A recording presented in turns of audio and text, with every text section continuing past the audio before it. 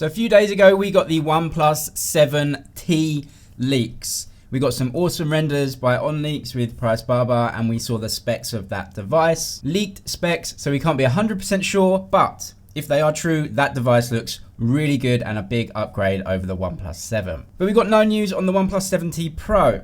But that is changed now. We've got some renders, again from OnLeaks, this time with 91 mobiles. And the full specs list leaked in a lot of different places. And all of those places point to similar specs. So with that said, let's have a look at the OnePlus 7T Pro. What is it possibly bringing us this time around if these leaks are to be believed? We've got these awesome renders with OnLeaks and 91 mobiles. These are based on leaked specs and info. So in terms of the design, it looks like this thing has not changed. This is an iterative upgrade for sure, and there's really nothing they could do to change that design. It's already completely bezel-less, and that display was a huge selling point for the OnePlus 7 Pro. We've still got the pop-up camera there and that curved display. According to the leaked specs, it's a 6.7 inch 2K 90Hz refresh rate panel. That's the same one as we got in the previous version, and no one was really expecting any upgrades to that panel. It's already one of the leading panels. Actually, the more exciting thing for me is the leaked specs of the OnePlus 7T. That will apparently have a 2K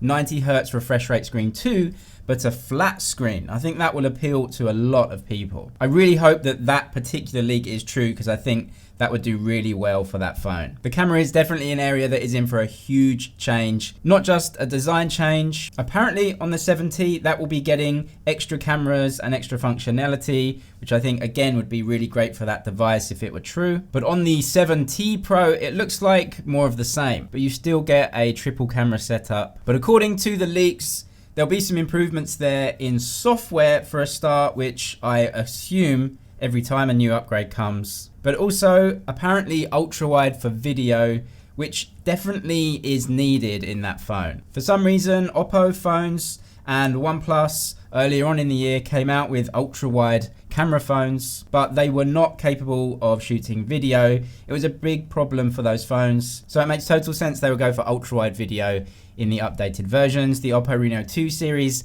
has video on the ultra wide, so I would fully expect the OnePlus 7T Pro to get it too. Again here, if you look at the leaks, it appears like the OnePlus 7T is actually getting way more upgrades from the OnePlus 7 than the Pro version of the phone. The 7T apparently getting a triple camera where it only had one camera and a depth sensor before. So it looks like the OnePlus 7 is actually getting more upgrades. All of the leak specs show that both phones will be getting the Snapdragon 855 Plus.